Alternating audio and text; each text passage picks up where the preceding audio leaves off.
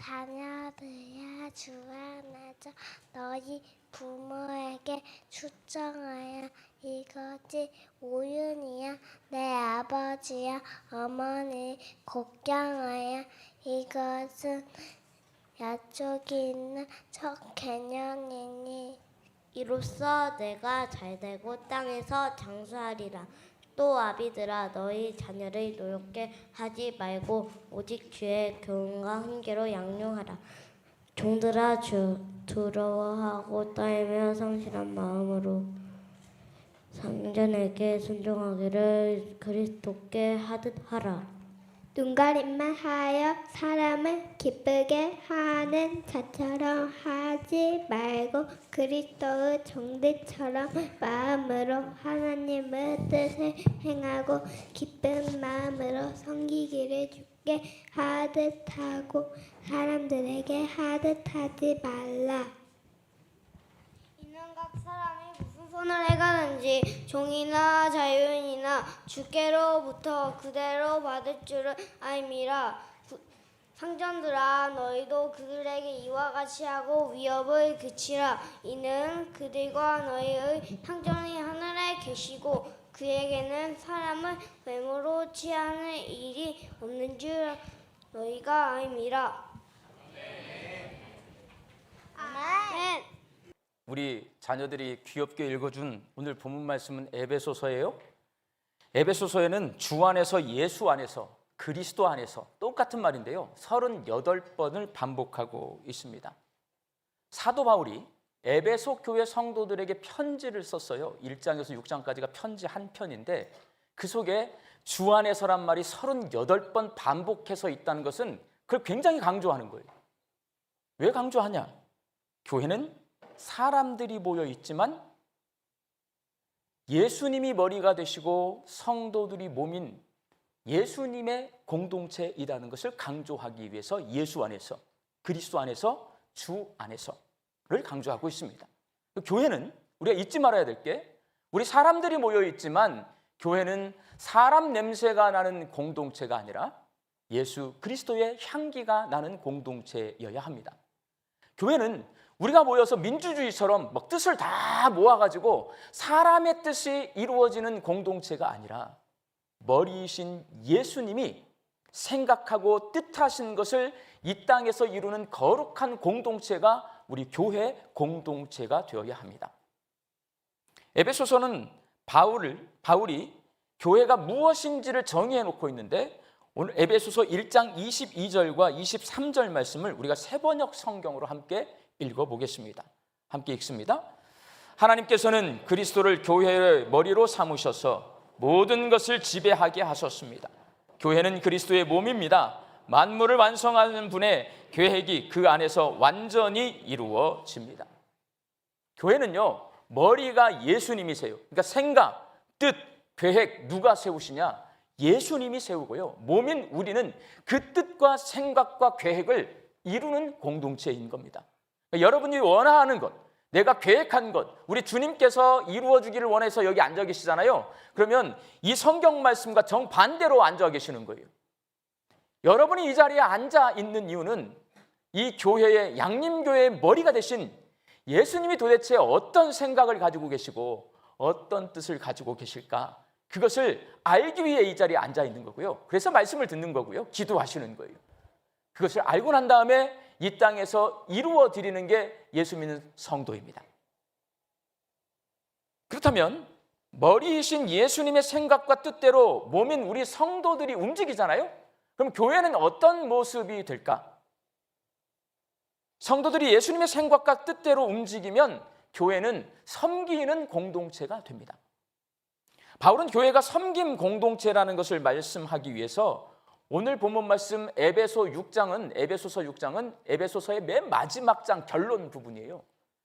부모와 자식의 관계, 주인과 종의 관계를 비유로 해서 교회는 예수님을 머리로 하고 성도들이 몸인 하나의 공동체가 되면 섬기는 공동체가 된다는 것을 말하고 있습니다.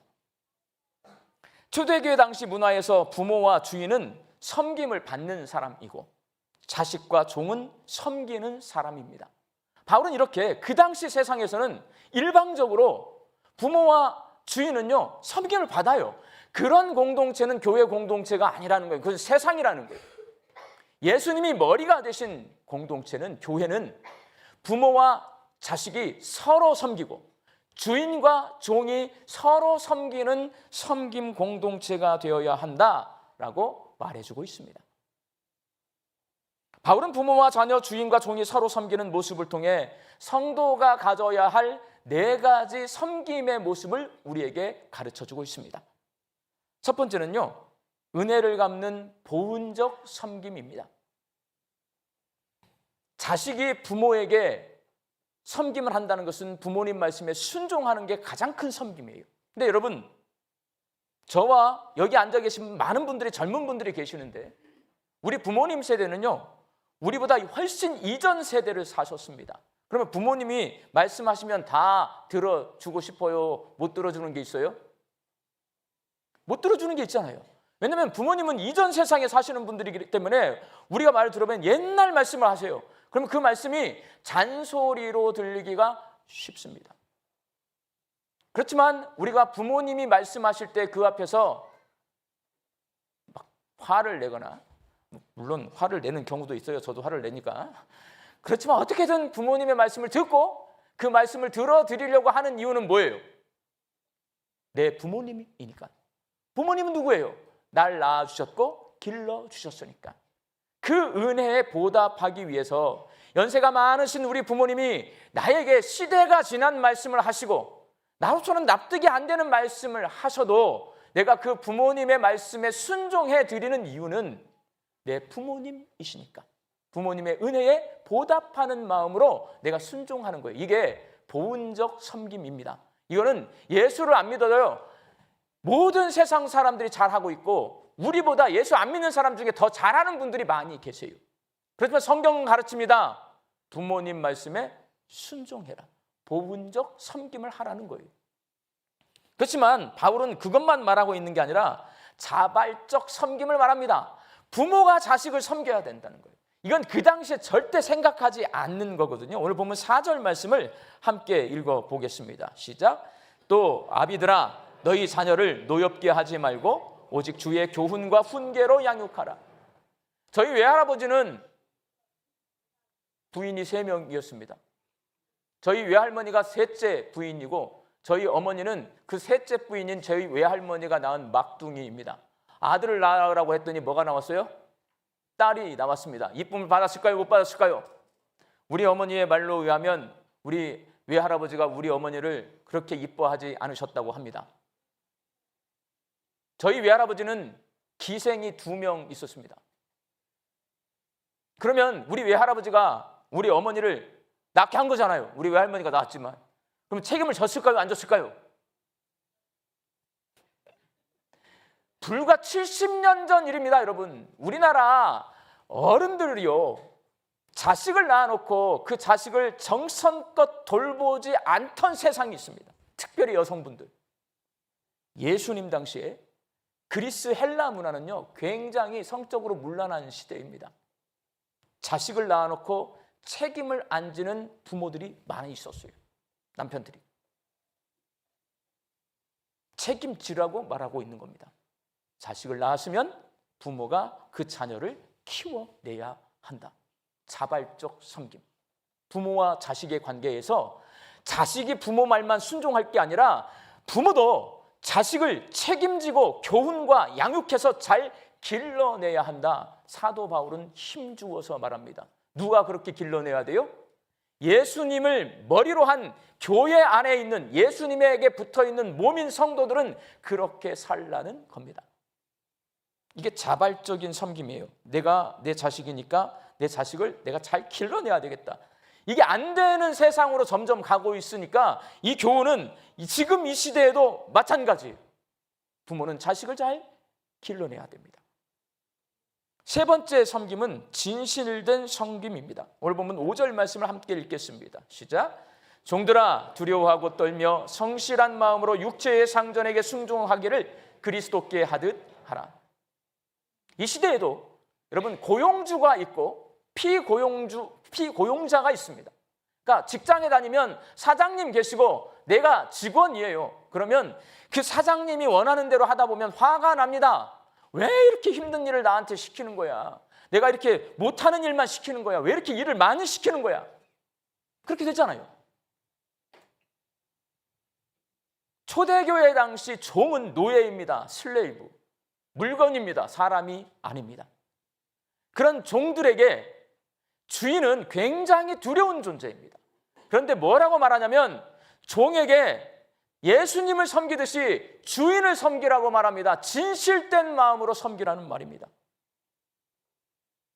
주인은 나를 사람 취급 안 해줘요. 주인은 나에게 보면 어떻게 보면 내 마음속으로는 주인을 증오할 수 있는 사람들이에요. 종들은. 그런데 그 종들을 향해서 바울은 말을 합니다. 예수님을 머리로 섬기는, 예수님이 머리이신 교회 공동체에 속한 그렇게 예수 믿는 종들은 주인을 진실된 마음으로 섬겨서 충성을 다하라라고 말하고 있습니다. 여러분, 직장 생활 하실 때에 이 정신을 그대로 가지고 직장 생활하는 게 성경대로 사는 거고 예수 믿는 사람입니다. 직장에서 일하실 때요, 최선을 다해서 열심히 일하셔야 합니다. 그게 하나님께서 우리에게 가르쳐 주시는 말씀입니다. 네 번째는요, 개혁적 섬김입니다. 오늘 보면 9절 말씀을 함께 읽겠습니다. 시작. 상전들아, 너희도 그들에게 이와 같이 하고 위협을 그치라. 이건 개혁적 섬김이에요. 왜냐? 그 당시에 주인들은요, 종들이 물건이에요. 종들에 대해서 일도 생각하지 않습니다. 필요 없으면 버려요. 굶겨 죽여요. 때려 죽여요. 그런 시대에 종들에게 위협을 가하지 마라. 그리스도를 섬기듯이 종들을 섬기라고 주인에게 말합니다. 그 당시로 보면 굉장히 개혁적인 사상이에요. 예수님이 머리가 되면 민주주의 위에 있습니다. 여러분, 민주주의는 우리가 나를 고용주가 내 인권을 존중해 주지 않아요. 내가 일한 만큼 보상을 안 해줘요. 그러면 띠를 두르고 피켓을 들고 나가서 데모를 합니다. 민주주의, 그게 우리의 의사 표현을 할 수 있는 거니까. 그래서 협상을 해가지고 내가 받을 만큼 받아내고 내가 쉴 만큼 쉴 수 있게 만듭니다. 이게 민주주의입니다. 그러나 성경은 그 민주주의 위에 있습니다. 내가 받을 만큼 달라, 내가 쉴 만큼 쉬게 해달라 이전에 주인은 종을 섬기고 종은 주인을 섬겨라. 주인은 직원을 섬기고 직원은 주인을 진실된 마음으로 섬겨라 라고 말하고 있습니다. 이건 제 눈에는 대한민국에서 교회밖에 하지 않습니다. 이런 말은. 교회만 이런 말을 해요. 그런데 그게 성경의 정신입니다. 이 자리에 자영업을 하셔서 주인이신 분들은 직원들을 예수님을 섬기듯이 섬기시기 바랍니다. 이 자리에 직원으로 사는 분들은 여러분들에게 있는 주인이 있을 거 아니에요. 사장님. 그 사장님을 예수님 대하듯이 진실된 마음으로 섬기시기 바랍니다. 이게 바로 성경 말씀입니다. 성도가 가져야 할 예수님을 머리로 우리 양림교회가 모시고 있다면 여러분이 가져야 할 네 가지 섬김의 모습, 앞에 화면을 보시고 한번 읽어보겠습니다. 시작. 보은적 섬김, 자발적 섬김, 진실된 섬김, 개혁적 섬김. 섬김은 구체적이에요.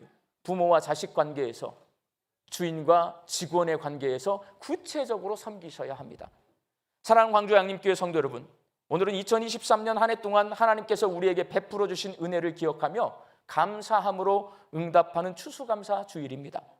이 추수감사 주일은 교회가 지키는 명절입니다. 여러분, 추석이나 설날이 되면 내 부모님께 어떤 선물을 할까 고민합니다. 추수감사주일 교회의 명절입니다. 내 아버지 되신 하나님 앞에 어떤 선물을 드릴까 여러분 고민하셔야 합니다.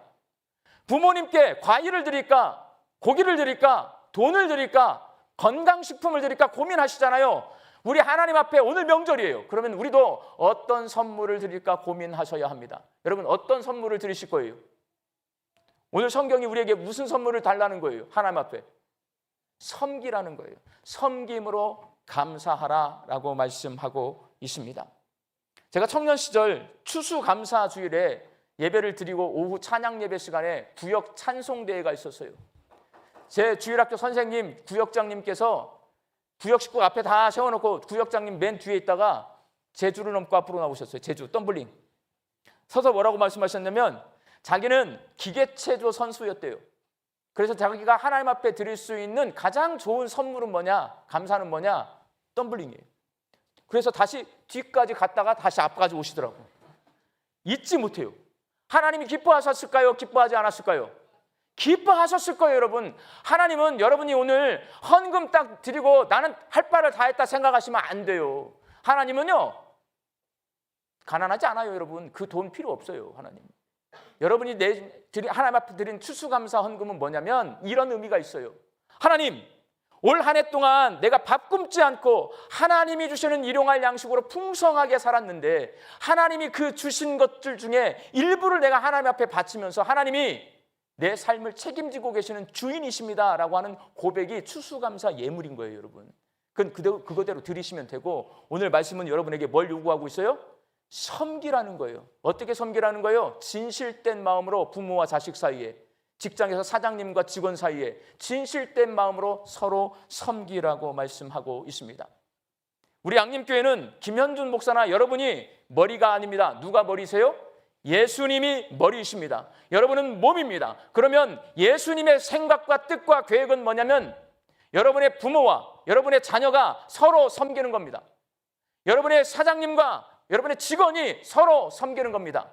이 추수감사 주일에 주님의 말씀을 들으신 우리 광주 양림교회 성도들이 서로 섬겨서 2023년 한 해 동안 나에게 베풀어 주신 하나님의 은혜 앞에 섬김으로 감사를 드릴 수 있기를 예수님의 이름으로 축원합니다. 기도하겠습니다.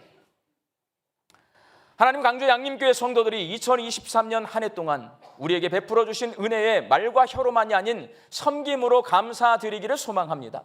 마음과 행동이 동일한 진실된 섬김과 세상을 바르고 선하게 바꾸는 개혁적인 섬김으로 하나님 앞에 감사드릴 수 있도록 저희에게 믿음을 더하여 주옵소서. 예수님의 이름으로 기도하옵나이다. 아멘.